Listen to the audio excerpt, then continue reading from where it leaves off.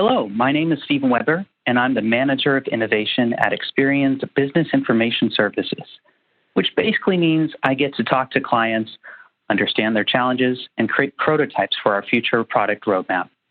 Today, I'll be talking about how you can identify risky businesses using alternative data. So I hope you got your coffee already. I got my double espresso, so let's dive in. Let's start with what makes a business risky. I like to flip that question and ask, what are the top reasons businesses fail? Let's start from the bottom with lacked business model and poor product offering at 17%. Pricing and cost issues come in around 18%. Outcompeted at 19%. 23% of businesses fail due to leadership issues. 29% lack of access to capital, which is always a focus for us at Experian. But the biggest reason, coming in at 42%, is product market fit, which is when the company creates a product or service that doesn't have any or enough need to keep the business afloat. Understanding the product market fit reason is a big problem and fairly complex, but the business industry helps us tackle this issue. My favorite example of this is actually from a client. They had a customer that was applying for a loan. This customer was located around the Death Valley area. And after doing a bit of research on the customer, they were able to find out it was a flower shop. Funny enough, this was the second time a flower shop in Death Valley applied, and that business went under due to not enough clients. So this client was able to use the previous history of that industry and that area to better evaluate the risk of this potential customer. Using the industry is just part of this big problem. But let's step back. Knowing the type of business helps with a number of other challenges for our clients. Meeting compliance requirements today can be a challenge. For example, a lot of businesses can't do business with cannabis businesses today. And yet these cannabis businesses are sprouting up everywhere, and sometimes purposely making it hard to know what type of business they are. Understanding risk is another challenge. It could be that there are businesses that are just in a riskier type of industry. Businesses that deal with cash are usually riskier, but the industry codes for those types of businesses aren't always precise and clear enough to properly evaluate risk. For insurance clients, one of the most important data points for their models is industry, to properly evaluate the risk and get the recommended policy for that business. Right now, most of our clients use industry codes. So let's spend a bit of time on those industry codes. Industry codes have been around since 1930s, starting with the first SIC codes, a 4-digit code that hasn't been updated since 1987. We all know how fast businesses can be, so you expect it wasn't able to keep up with the actual businesses. Then came NAICS codes in 1997 with 6 digits, developed with Canada and Mexico, which removes some of the inconsistencies of SIC codes and gives more specificity. NAICS are generally the industry standard today. However, they don't cover every type of business and have trouble keeping up, similar to SIC codes. At this rate, we could see another set of codes, maybe a refinement of the codes, or more codes to cover the new types of businesses. But what is ultimately more flexible, future-proof, and yet specific? Well, here comes keywords. Keywords are what some clients are already using today in their models. They give the flexibility of new types of businesses, can be sourced from various data points, and really break down complex entities. In other industries, keywords are a normal way to categorize complex entities to make sure they are searchable and understandable, especially by machines. One example is how hashtags are used in social media. This is a form of keywords that describe an entity and make it easy enough to find. Let's look at an example of a business called Burger and Bowl. Here, if we were just to use the SIC or NAICS codes, we can get an understanding of the business from a high level. We got bowling, American food, venues, entertainment. But using the keywords, we can unveil way more about this business that starts revealing some risks. Here we have a bowling alley that serves food, and has a bar attached to it that serves beer, wine, and even hard alcohol. Keywords paint the real picture of this business and help us understand more of the risk of this type of business. So what types of data sources can give you the best keywords?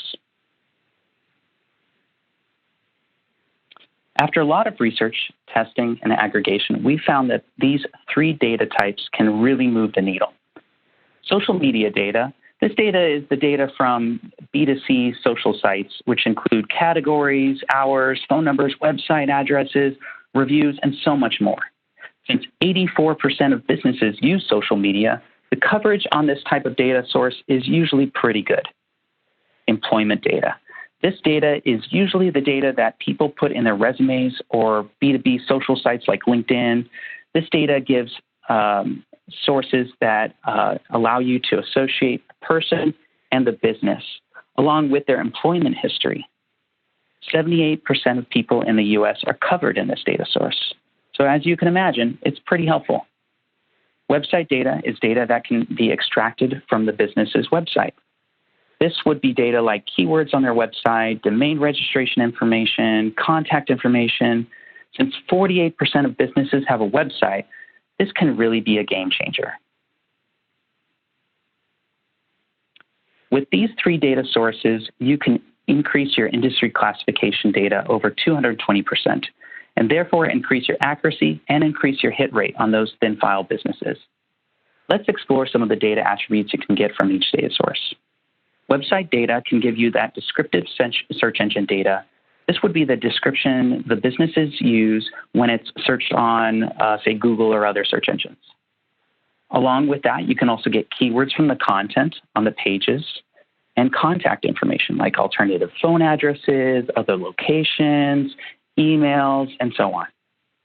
For employment data, you can get how the business classifies itself to other businesses, also previous industries and businesses of the owner. For social media, this shows how the consumer and the business show themselves to consumers as well, even many times verified by multiple parties. However, I think the keywords from the reviews is a much richer data source, and it really gives you historical data as well, which can be used in a lot of different ways and is great for modeling. Let's look at an example. Here's a business called Top Time Wine Cellar. We have the SIC codes, which tell us what type of business this is from a high level. NAICS codes goes a little deeper, but still pretty similar. Let's contrast this with the data we can get from just these 3 data sources. Here's all the different type of data you can get, and really gives you a holistic view of this business. So if we start with social media, we look at the business categories: beer, wine, and spirits, and tobacco shops, very similar to the NAICS codes. We can also get the phone, website, hours, age of business, historical performance. That age of business is really, really helpful for determining risk, historical performance as well. When we get into the reviews side, we can see actually the cadence and how high of a review they also get. So in this case, 5-star reviews on average every 4 days. Keywords from the reviews give a really, really deep history, as we can see with stogies, whiskey, imported tastings, all this kind of stuff. Employment data gives us the owner name, also the previous history of the owner as well, what other types of industries they've played in, and how successful that business was, or when did they leave it, if they still have other businesses that they're attending to. Also gives us some demographic information about the particular owner. So 46, male, number of employees for that business. When we look over at the website data side, we can see an example of that search engine data. So this is the data, again, that shows up when you search for it on a search engine like Google. We also get content keywords that gives us a much deeper understanding, phone numbers, email addresses, and even physical addresses. If we just focus on the keyword data we can get from these various data attributes in each data source, we can see a lot more. Here we have a wine cellar that sells cigars, vapes, pipes, keg equipment, and even knives. Now this business could be a compliance issue or possibly just a much riskier type of business. Industry codes only scratch the surface.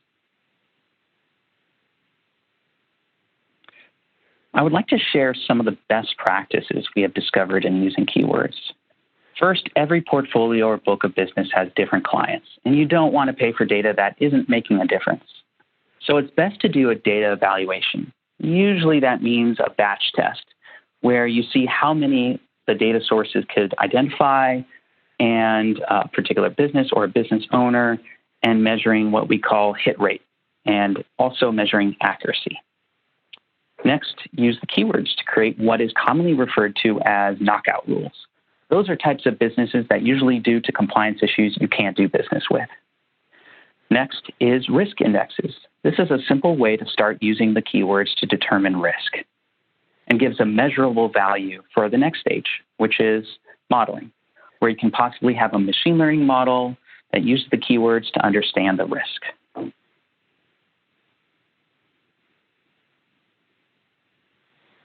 But how does all this help move the needle for your business? Well, this is at 3 different levels of our clients. Speed, which is critical to support automation, reduce costs, and provide better experience. On top of that, all this data can be used easily and requires very little input information, usually just an email, website, or business address, meaning rich data without friction of uploading documents or any other hurdles. There are a lot of different data sources out there that require you to upload documents and have to do some kind of scanning of the information to see how valid it is, or look for maybe fraud indicators or something like that, where this data, it really needs very, very little information. This is all data that the business owner should have easily at hand, email, website, address. There's nothing hard here at all. But with multiple data sources coming together, you can get corroborating data, which is really critical, because you can only make the best decision you can as long as you have the data that supports it. With multiple data sources saying the same thing, well, then you can start to feel a lot more confident about the types of decisions you're making. So in this case, if we had actually multiple data sources saying that the type of business this is maybe, say, a cannabis business, then we can understand that, hey, maybe this really is a cannabis business, and we shouldn't take this lightly, and it can help in that knockout rule type of situation. So hopefully all this comes together and really helps you to understand how we can take your business and your understanding of your portfolio and the risk of those new potential customers to the next level.